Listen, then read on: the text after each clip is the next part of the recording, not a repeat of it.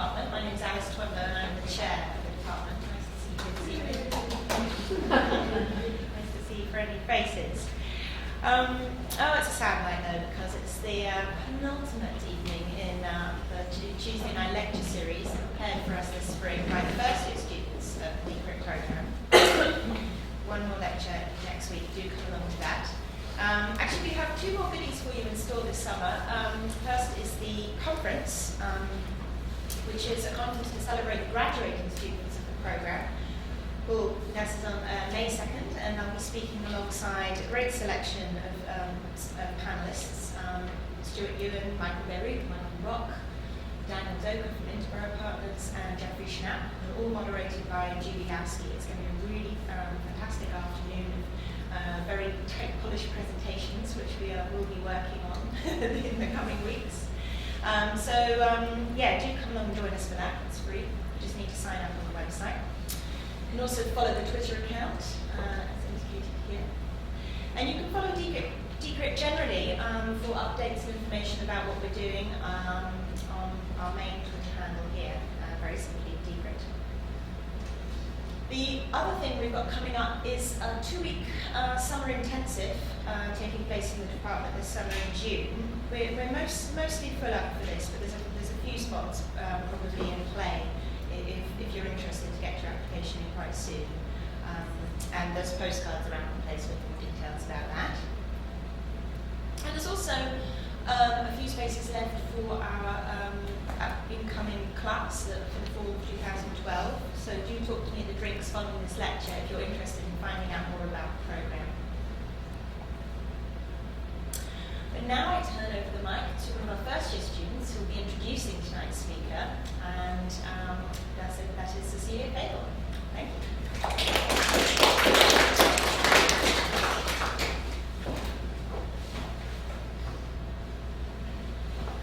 Good evening. My name is Cecilia Fagel. I'm a first-year student here at Decrypt. Our guest lecturer tonight is an architect, a theorist, and an author. He is an associate professor of architecture at Princeton. Together with his partner, Hilary Sample, he is the principal at MOS, an interdisciplinary architecture design practice. MOS's trademark speculative research, innovative collaborations, and critical perspective is a heady mix of seriousness and play.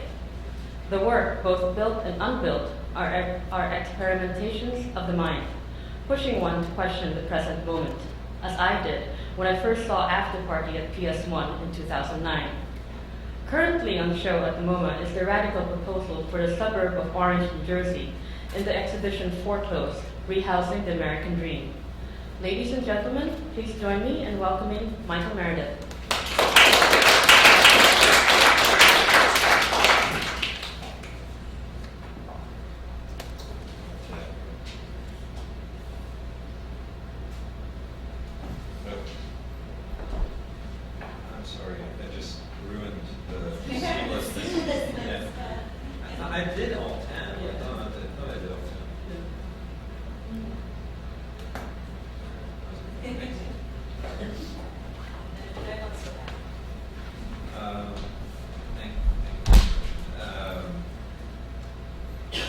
I'm going to present a series of projects that we have done probably spanning the last 6 to 7 years in the office as a kind of parallel development in the office in terms of using video game physics engines to produce experiments. Do I turn this up? Yeah, just put it up a bit. I'm kind of a low talker in general. This helps. That's great. And sort of setting up a kind of a place to play or experiment in which is neither, say, the real space nor representational space, a kind of simulation of the real, using video game physics engines and written and processing. So I'm keeping it focused on that. There's sort of some of the stuff is probably we have a kind of complicated body of work that in a short format makes sense to go into. So I'm going to keep it focused around here. So what we basically do are produce these, like this is one on just almost, let's say, ridiculously childish games to sort of start to think about design and to sort of lose control a little bit. So we'll make processing applications to look at stacking blocks calculating harmonic equilibrium so that they produce something that's always on the verge of collapse, and with a little bit of, one wrong move and everything falls over. And you play and you knock things over and destroy them, and there's sort of an incredible, let's say, pleasure, an aesthetic pleasure, something in just watching blocks fall.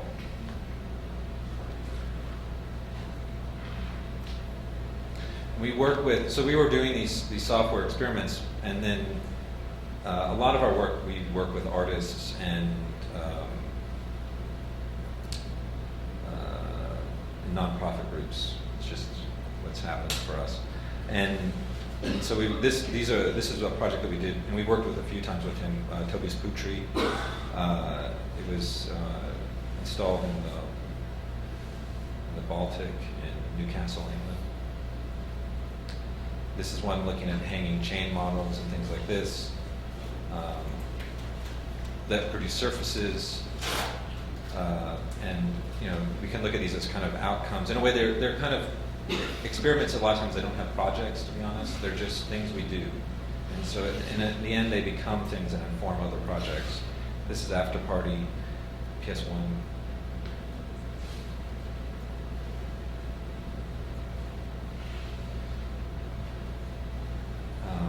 This is a recent competition we didn't win for a pavilion in Paris, but these are kind of just looking at kind of rigid bodies, again, sort of colliding them into each other in hinge surface, and then we take them and turn them into spring models so that they are sort of droopy.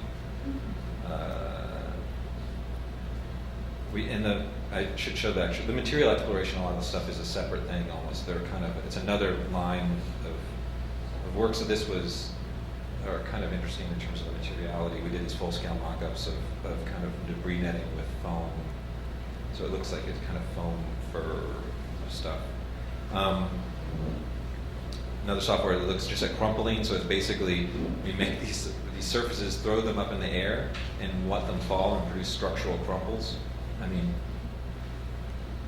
in a way, looking for a kind of way to think about design that isn't so based in even geometry at its core. So if geometry in architecture always has in it sort of latent idealism, that people write about symmetry or ideal types, and part of the frustration of architects, the productive frustration, is to problematize geometry and to make it do things that it doesn't want to do. We are probably less interested in geometry as the kind of protagonist of an architecture, but looking at things like physics, gravity, failures, materiality, some of these other things that let's say, that don't rely on a kind of absolute logic, but are more situated and relativist in a way. Looking at sort of grid structures that are droopy, kind of structures, pushing them to failure in a way, applying so much gravity on them, these kind of trusses systems that they fall apart, or making them do different, like with attractors and magnets, getting them to work in weird configurations.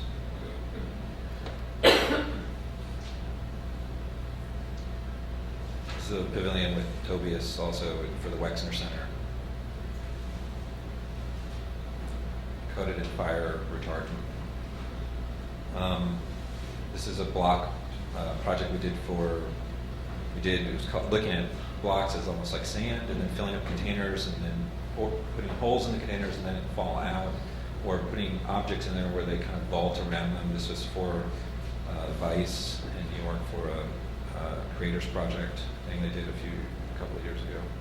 And then coating the blocks in glitter. And so these are some of that study models. It was used eventually for a performance for sleigh bells.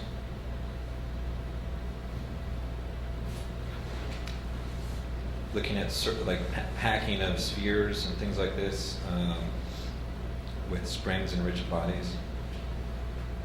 and they become other things. So the software isn't always what they become, but they just become a kind of sensibility, or they become part of the culture of an office. So one of the things that we always trouble with is when you run a studio, let's say, or an office, is that one of your jobs as the kind of leader of a studio office is just how do you produce a kind of culture in a way for it, a kind of set of things. So one thing we do is we try to have these kind of experiments and software experiments going on all the time. We're also making movies. We're also working on buildings. We're sort of constantly playing. This is for which we end up getting dropped from, but for an urban proposal. So looking for an early project for something in China, looking at a kind of a new urban sort of tabula rasa project in a way a few years ago, which becomes and informs MoMA, I think, in some level. And a lot of our work is repetitive. We're constantly playing with certain things over and over again and trying to get different things out of them. This is for a house, and really at the beginning had no site, but it's ended up being in New Mexico. It's almost done. Be done this summer. It's for a house in Spain, but you can start to see how even if in a way that these things aren't, they start to affect the work. So this maybe slightly goofy kind of thing of like, it's almost like a Palazzo del Te kind of goofy, like architecture when it can be goofy, sort of slapstick humor, almost like things all falling over, like one of the pieces. But these are a series of it's for a house in Spain. It's starting construction this fall. This is starting construction right now for a it's actually not this configuration, but something similar, for a project in Denmark for an arts and architecture and design school called Krabbesholm. They just did a nice building with Bow Wow last year. Started digging holes today. And then this is MoMA, which I thought I could talk about in a little bit more detail only because it's there. It's in New York, and it seems like it's out there. So this is, maybe people know it already, but we were given, in a way, Orange, New Jersey. The first thing we did was look at a kind of, how do you define a site, in a way, for Orange? And we chose the street itself as a site. It was really the truly public space, and it was also a space that we thought it would be good to raise the cost of infrastructure for let's say, a very poor community that can't afford taxation in a certain sense. So, like, how can you start to use the streets, or how do you think about the cost of infrastructure essentially for people? And we had economists that were that raised these issues, saying that if people had to pay, the government didn't subsidize infrastructure, then we'd end up with Manhattan everywhere, because the people who live far out in the suburbs don't pay the real cost of running their sewer and electrical and everything out to the middle of nowhere. So these things should be something to think about. And we picked a model, let's say, that starts to look at really rethink infrastructure at a kind of more localized scale.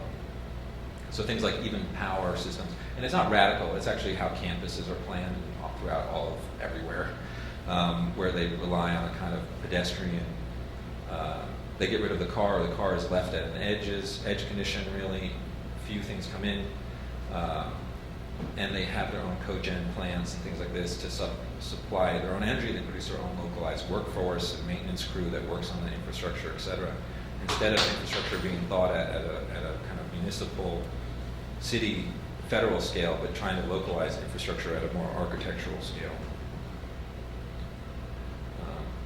So we did a lot of research at the beginning, looking at the obesity problem. And we have statistical analysis that links it with cars and driving and how that's affected obesity and things like this, which is part of our presentation. And so part of it is a kind of public health crisis linked with an environmental crisis, and then linked with a kind of an economic crisis. And sort of the street itself, or how we think about infrastructure, seems like the way to deal with it, in a way, not just housing per se. So we used the site of the, sorry, I'm of the street as a kind of, maybe a little bit extreme to some degree, as a kind of site for mixed use or development, and rethinking maybe public-private ownership in the process. So this is potentially all owned by the city or by the collective, and then people own a percentage of it, so they still get the shared effects of equity when they sell it, but they don't have to pay the same down payments, et cetera. And the city can then make money off of, as a kind of nonprofit developer in a certain sense of the land, can start to make money off of the project and also bring in revenue. And there's examples of things like in Germany, Bob and stuff like this, that are kind of interesting models in which they produce more energy than they use, and they're a pedestrian city, so at the end of every month, citizens get checks in the mail for their energy usage instead of doing utility bills, which was really interesting. And these are things that exist. They're not some crazy. And so part of that too is like, how do you design, let's say, because a lot of our processes, let's say, are things like I would say we're as an office would be against kind of really expressionist designing. We're not really interested in kind of forms that are, let's say, like expressionist, exciting, spectacular, dynamic, painterly lines and forms, but things that are probably less designed, less composed in that regard, less about the will of the author. And so we'd set up a systems of like, how do you think about design? We have to think about it at the scale. So we looked at these kind of blocks of kind of generic almost type that they get repeated. And we also were interested in the legacies of, let's say, urban renewal and sort of the problems of let's say, Ed Logue, who was always in our mind as a kind of figure of having to deal with federal housing and slum clearance and things like this, but then ends up doing Charlotte Gardens and basically becomes the beginning. Like he's like the hires Paul Rudolph for everything basically around, does these fantastic weird things that end up being rejected essentially by the public, and then ends up doing basically the beginnings of new urbanism in the Bronx. And so you have this tension between these two poles. My favorite parts are the blocks that escape, which is a nice thing about the software, is that the glitches in it are incredibly exciting.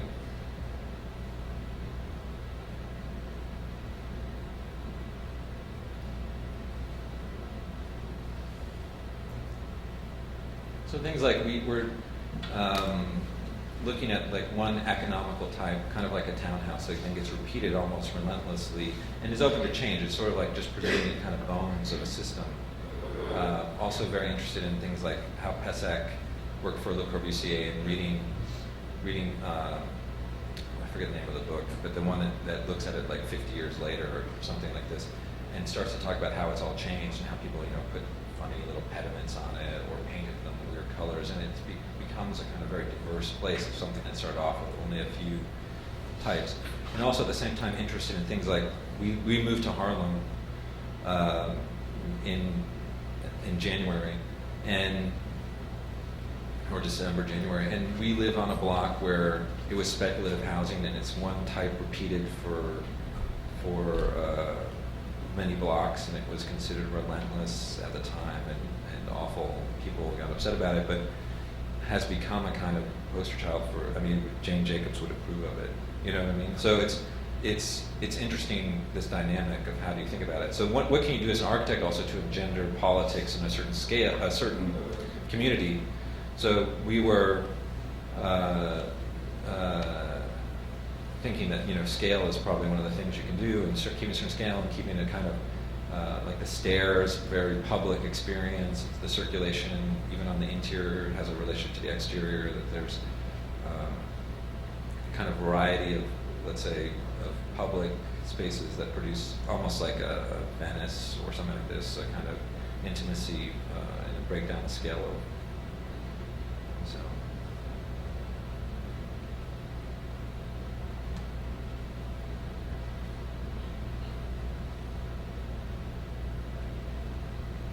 This is an example of one of the plans that we worked on.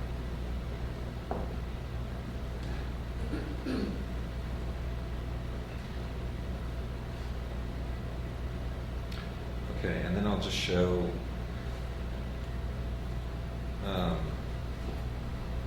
Just going to show just one of the movies, and that's it, and then open up. I don't even know how. Was that way too fast? Yeah.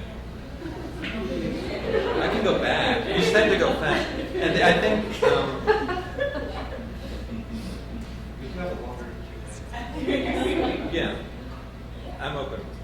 This is 12 minutes, so it will probably it tests the kind of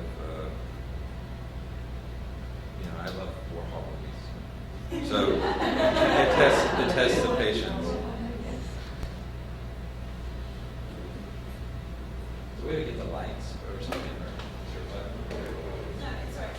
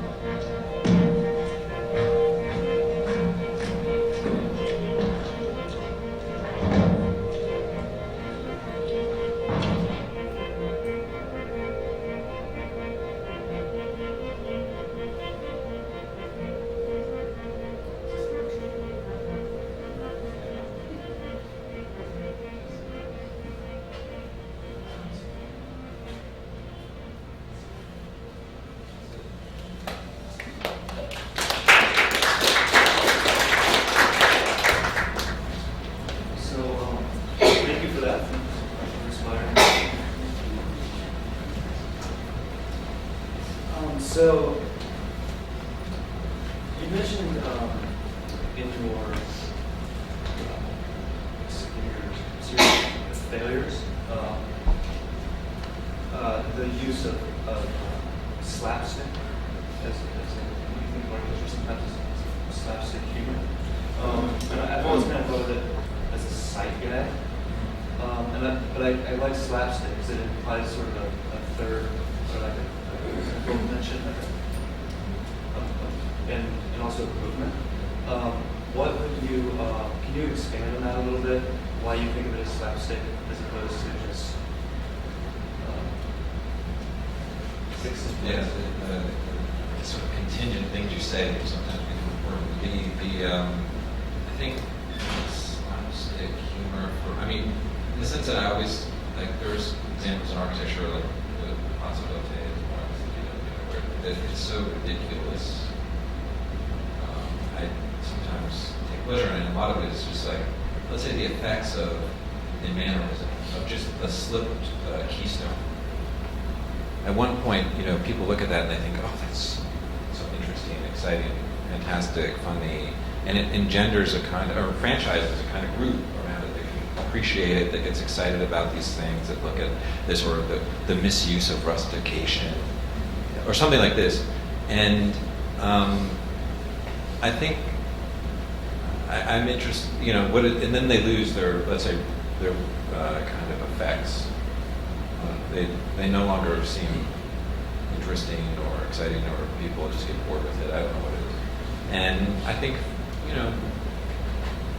that kind of, in a way, physical humor, whatever you want to call it, is interesting to us. I mean, like, we get pleasure. I mean, we're pretty lighthearted in a certain way to our approach towards architecture.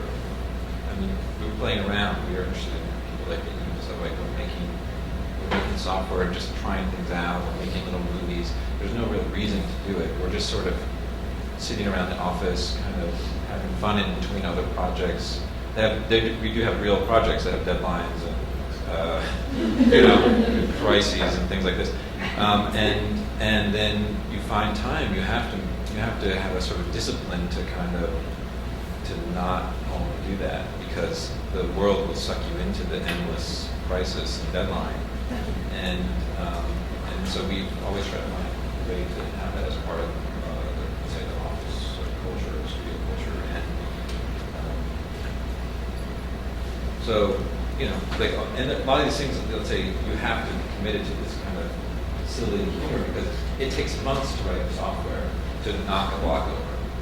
You know what I mean? Like, you're sitting there writing the software, and it can take a long time, and then, in the end, it's like you hit a space bar and everything falls apart, and you have to either enjoy that or not. Say, like, was it worth it? And it is for us. For the movies, I mean, all those movies that we make are still photos composite together. So there's like something like 5,000 photos taken for this movie, and everything is set up like you make the model, you make like a large whole apparatus, like a large clock that kind of moves around, or something like this, or moves the model, so that you can take each photo and you can bring it in and manipulate them as you can. So there's a lot of work that goes into some things that seem almost, I mean, they don't look sophisticated. They look kind of childish almost, but there is still a lot of work that goes into that.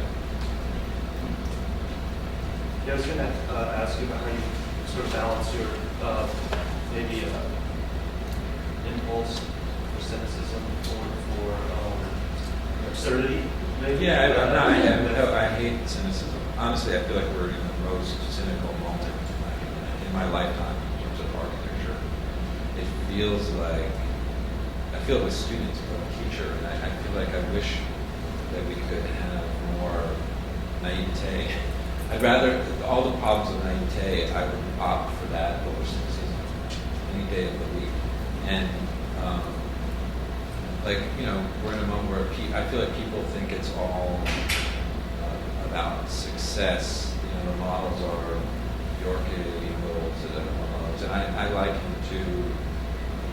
But there are, I always use music as a parallel, as a kind of aesthetic project that is the most, let's say, well-formed analogy for most people in culture. So like, if you talk to students, they understand it. Like if you say, I like fish, that implies an entire kind of lifestyle behind it, you know, or entire politics. And if you say, I like, gang dance or black diet, or whatever it is, or something, that implies some other thing. And so that the aesthetic project in music is tied to a whole political project, social project, and it engenders, you know, groups of people to get together so that they can argue over which song is better than another song by the same person, or what had better, or whatever, you know what I mean? Like it can engender debate, criticism, enthusiasms, kind of irrational enthusiasms. And I hope for an architecture that can do this to some degree, that can exist like this. And instead of one where everyone wants to be just the rock star, like I would say your is like Coldplay, you know. I mean, you take models that are kind of known, and then you figure out how to sell them, and they're not. I mean, I listen to it on the car radio, and I think it's sometimes good, and it's not. But then there's other people who are interested in trying to work on music at a different level, and they may have a very small audience, and maybe a few people who really think that they're really interesting, and they may go on to affect music in a more dramatic way, or at least the illusions are such that they will, even though they're minor, that they would. And I'm okay to be minor. I mean, it's not a. I don't think the desire for commercial success is the best. It's necessarily the best thing. But as I think a lot of students do, they don't understand. We've lost so much sense of how to qualify work or argue for work anymore, that we only can understand it through its success. So people who build more and get more commissions or better architects. It's almost undeniable because the movie we talk about this in a way. Quality has been taken over by quantity for sure. I mean, nobody can argue. Nobody feels comfortable arguing. Everything seems so relativist that people have a hard time arguing for better or worse nowadays. You have to follow facts, or you say this performs better than that, so therefore it's better. This is cheaper than that, so therefore it's better. This is, you know, if you stick with the facts and the data, it's easier to make judgments because you can just say, you know, this is quantifiably better, it's cheaper, it's faster, it's whatever it is.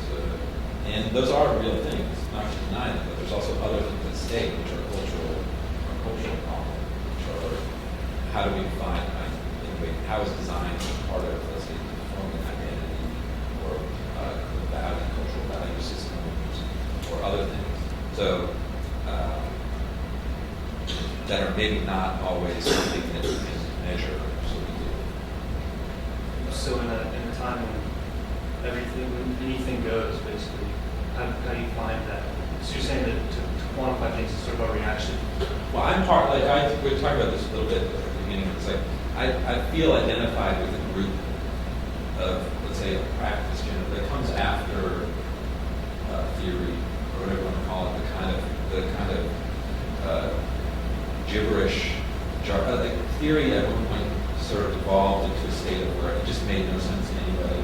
And let's say a group comes along and says, I just want to live like everybody who got their license.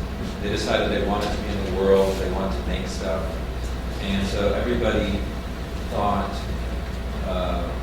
that's something they could understand. Like I'm more interested in engaging the world because the discipline of architecture is so screwed up, I don't even know what they're saying. And then the other problem with that, though, is at a certain point, then you come into the world in which the way you fall. There was no system for arguing or qualifying the work other than whoever was building more seemed like they were the better architect, or who could suck up more airspace in a kind of media or something, and which is maybe something. I mean, still probably affects, let's say, how we qualify things, but there was no real arguments. There were no even let's say absurd aesthetic arguments where people would just say this is you would have to do in music. This sounds better, or this looks better, or is more interesting, or I love this. People fighting for what they think is a better composition or baseline or whatever it is, you know, they're or something that they can relate to. It just didn't produce a kind of audience architecture, you know, like the pragmatist project, the neo-functional pragmatist project, which, you know, comes out, which is still being played out, but it's like there's no, it gets harder in this economy to just also, because then the struggle is once nobody's producing that much work. We still have work, so we'll be okay probably till the fall. And then we'll be doing more. But but you know, in the economy, it's like what do you do when things start to fall apart? What are your interests? What are your, you know, if it's only in like the kind of built projects or real projects, I don't think that's the place also to put all of your attention or something like this, or all of your value system. There has to be something else. And so I do believe in a kind of, let's say, autonomy to architecture, but not in the Eismanian formalist manner. I think it's a social autonomy or semi-autonomy where there's just a group of people who care about architecture and fight for it and argue for it and believe in certain aspects for it and enfranchises certain groups. Like, so there's like a, you know, especially younger people who are more sort of searching for like sort of generational logic. So there's certain group, you know, younger people are searching for that music or that sound or that aesthetic that doesn't feel like their parents' music, that they can listen to. People go, yeah, that sounds good, or it feels right, or it looks good. And other people are going, it's awful, it's shit, it's noise, just turn it down, it's not really good music, I can't really listen to that. And so, I mean, I think that the part of architecture is to do that to some degree. And we need that now. There isn't that. I wish there was more of that. Open up to the audience, anyone has anything like that? I was wondering if you could give us some background on the film that you showed, whether that was an experiment without a project or in form. This one? Yeah, the one that, yeah. This is part of MoMA, so we did this. Oh, it's part of that, okay. It's part of the exhibition, but we do them all the time, and it's in a kind of, we'll see if we have a kind of consistency in a certain sense where we take the models that we do. So this is the same model that's in the show. We take the models of our projects and we film them. So we have one, it's all on our website actually. We have one like where we have one of our projects and then we have like a narrative about a bunch of zombies that take our project and time travel into the future. John McMurrow writes that in Log, the latest issue actually, is some of the stuff we've done. So like they time travel into the future and they're going to find utopia basically, you know, kind of perfect, sustainable metropolis, cosmopolitan metropolis. And instead, the time machine gets a little bit screwed up and they arrive at night and sort of off course. So it's a story about this moment of when sort of different kinds of failures about these zombie architects arguing over what they're going to find when the sun comes up. And so, you know, so things like this, there's nobody in their right mind that would ever ask us to make a movie like that. But we would do that. We would do these projects, these little pavilion things or something. And we just thought they were kind of, we wanted to imagine other lives for them, I guess. I don't know what it was. And so even like P.S.1 AfterParty, we made a movie. We did some in real life. So we got some of the people who worked on it. They sort of had them all in high-tech suits. And we did a fake narrative about a fake archaeology in a kind of, let's say, in search of documentary style. If you ever watched old 70s TV, like, you know, like Leonard Nimoy narrating the kind of mysteries of the world or something. And so, a story about this kind of group that lived in what was called the no man's land, and they were all on psychedelic mushrooms, basically, on something called the fungus. And it was basically a story about the avant-garde. So all the stories here that we use for the vehicles for our architecture are vehicles for thinking about architecture. So all of these things are stories that are really stories about architecture for us. And they're kind of ways for us to reflect on our work or think about it or think about the state of architecture at the moment. So that's why we do them. There's no good reason to do them. There's no reason other than we take pleasure in thinking about architecture, the work. And, there's moments of self-criticism and humor, hopefully, in them, or sort of complicated responses to our own work, thinking about it. So.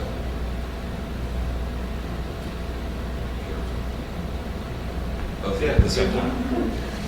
First of all, I'd like to know, are these movies online? Can we watch them? Yeah, they're on our website. We're gonna update, but it's on the line. They're on there right now. If you go to our website, there's like my dad always told me it's horribly inscrutable, our website. But if you go to media, and you go to movies, they're all listed there. So there you can. We post everything online. We're changing the website to make it a little bit more. I'm just obsessed with Tumblrs. I love Tumblrs. I'm so obsessed with this endless Tumblr I love. My other question actually is, have you been to the Whitney Biennial? I haven't been there yet. Well, Yeah. I'll warn you, it kind of exemplifies for art everything you're talking about with architecture. It's really, speaking for myself here, but cynicism, like, it reeks of cynicism. It's really sad. Curious to see what you think. Yeah. But your comments about the state of architecture were quite interesting and quite. I get Quite nervous. terrifying. Yeah, I worry about students.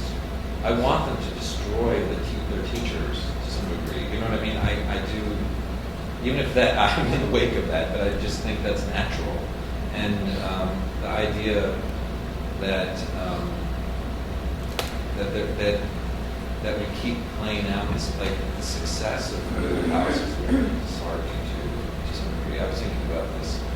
We just need different terms also how to define architecture and map it.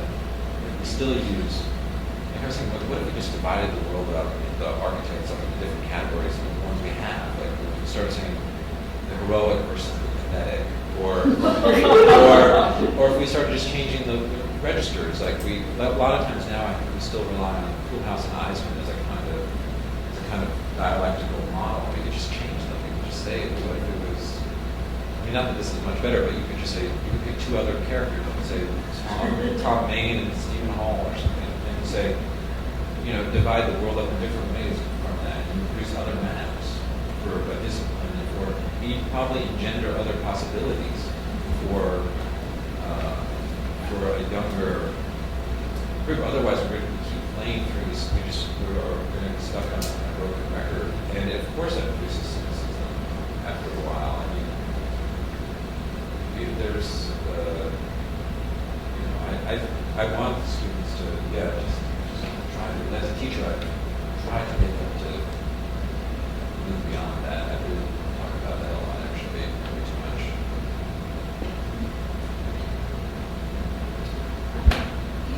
I can appreciate your cynicism. I grew up as a musician, and it was a very long time before I broke out of the Mozart, that very regimented structure. And it changed for me when I heard Stravinsky. And that movement is what opened up music. And as I said, I really understand your cynicism, but I think I'm not cynical, I hope. I'm trying not to be. I'm trying to be not cynical. Yeah. Your I hope there's. observation Yeah. cynicism. But I think it takes time. It takes time for everything to move through a certain phase to get to that. Oh, I hope you're right. I don't think we're dead, gone. I hope not. I mean, I hope it's like, it's not, I mean, otherwise why would I waste all this time? So but I appreciate this. It's right. Hopefully that this is a natural sort of, I think it has, it's a natural sort of state. I feel like it has happened for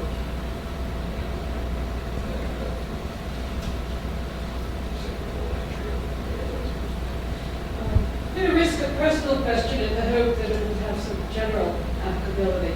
I'm a bit of a frustrated architect. I know if you're all this generation. And I went into another field, art history, and now I'm retired and making things, sculptural jewelry. What are some of the? There are a lot of ways that now the rest of us, in a sense, can experiment with architecture. There are software programs that didn't exist when I ripped out and didn't go into architecture. There are MakerBots and 3D pictures and various kind of things, so that some of the rest of us can play, and maybe not at the level that your office of architects are.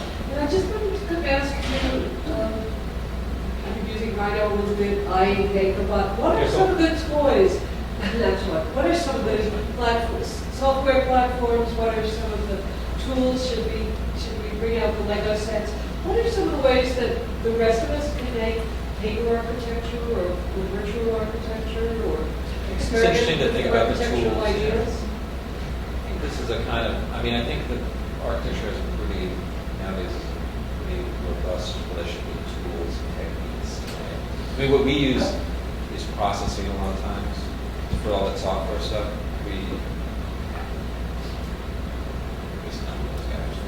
They're sort of friends who made the software, Casey and Simon, Greenwald, we did all the physics stuff for it, and we use that a lot.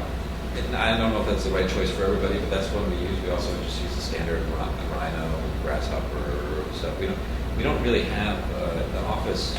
We don't have enough money to afford MakerBots aren't that expensive. They're incredibly pretty cheap. But someday we keep thinking we'd love to go and some of the things, Rhino has a student edition. Yeah, it's sure. Like it's totally affordable. I love Rhino for that. Around 150 or so. Rhino is great for that. I think Rhino is the most. It is the thing everybody uses now. It is the software. I don't know any other design school. Nobody uses Revit Studio. Although you might, practice, it's of course useful. So I think it's good. I don't have any problem with people who want to just work with crayons. There's no right. I'm not a purist.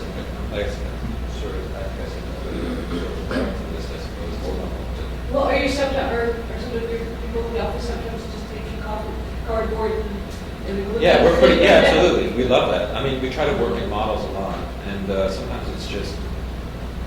The other day we were, and it depends on the person, honestly. Sometimes we have a small office with 4 people, and there was yesterday we had somebody. I was like, just I don't sometimes some problems you got to get really primitive with it to a certain degree just to work it out, and then we may go back and script it and do other things and find other ways to experiment and things like this. But we're not. I don't know if we have a stable. I presented more of a stable methodology than probably exists. We do. I wouldn't want to say that software experiments are really produce the architecture. They affect it. They exist in another space in the office, almost parallel universes that sort of bleed over to each other. Oddly, when you made the presentation, I was envisioning some people also had cleaners. Yeah, exactly. We're like that. We have customers. I just bring back to criticism again, because I was really fascinated with that portrait you started to paint of what the ideal architectural criticism might look, sound like, feel like, and so forth. I just want to make sure I understand it. Because it seems as if you were arguing for a sort of return to a kind of set of universal values again for evaluation. No, I'm trying to just say. Like I'm not all about universal values. I'm just interested in values. Forget the universal part. I'm interested in politics, like aesthetic politics. So I'm like Monsieur. But the idea that the aesthetic projects have embedded in them politics, and that what the aesthetic project does is that, let's say, that people would fight and struggle. I like music criticism. Actually, I would wish architecture criticism was maybe a little bit more like music criticism, where you can also, there's a little bit more leeway for the Baudelaire model of the impassioned critic, like the idea of that you would come with a point of view, and that the music or the art or whatever it is engenders a kind of liberatory. It's a liberatory experience ultimately, I suppose. It's sort of exciting. It kind of feels different, you know. And I think that's how I'm interested in these things in a way as generational things, historical things instead of metaphysics. I think the idea that architecture has been presented as a metaphysical project, like the formalism as metaphysics, is really deeply tragic, and it was great and liberating for a while. And it was a certain group it was great because it was against technical determinism. And then just sort of I have a whole thing I can just I kind of rant in a way on, like, let's say the 90s versus the 90s, and how you can just start to look at already architecture as these kind of structures of kind of, in a way, simplistic reactionary models of return to the repressed. So you can start to think about like value systems in the 90s and how all of those get suppressed or changed in the 90s. So I kind of think this already happens. I just think it's okay for it to be more. Because I think with architecture, we feel like maybe there's such a, I don't know what the model of criticism would be. I mean, this is kind of me inviting an architect into an architecture critic. I think it's like the line. Then We're just exploring different mediums for the kind of communication system. So I was very interested by your film as one of those mediums. But it's interesting though that lives then in the gallery space. So it's kind of hermetic, I suppose. But you also talk about critical architecture as a means. I mean, your work is in some ways critical, even though it exists in a time when there aren't really historical narratives are sort of a thing, or overarching historical narratives are things like that. So there aren't exactly straw men to critically react against. But your work does, in some ways, posit itself as a critical viewpoint. And you mentioned that that building exists in between production and reception, or that critical architecture exists in between production and reception, that is, in between building and the critical reaction to it. And I wondered if that would be, that's something that I was very interested in, but I would like to hear more about how your work positions itself in that space between production and reception. I write so much, sometimes I forget what I write. But I think that I believe that architecture is a kind of is a space between, let's say, I was also used to let's say text illustration or something like this, or the objects and the kind of narrative around it, and they need each other. So criticism is essentially part of the construction of architecture in some way. But criticism, I think the critical project of criticism is also, at this moment, and I don't know how you guys deal with this, is kind of burdened with a kind of history of the critical, which comes from Marx, right? And sort of Marxist sort of thing. And when you start to apply a kind of Marxist critique to architecture, architecture's screwed. I mean, it has already a complicated relationship to labor that Marx would hate. It should be just, it's tough. It's tough. But at the same time, I don't believe, actually, the strange thing is nowadays, those same critics, let's say, who would be a Marxist, let's say Marxist criticism, would let art escape it in a way as a kind of escape from the commodity capitalist structure that exists. The weird thing is, for me nowadays, it seems to reverse themselves. So like architecture was always seen as the more commercial art. I feel like architecture is now less commercial than art. And it's like there's no market for most of it. Which, in fact, generally people are afraid of it because I think it's going to ruin the value of their investment.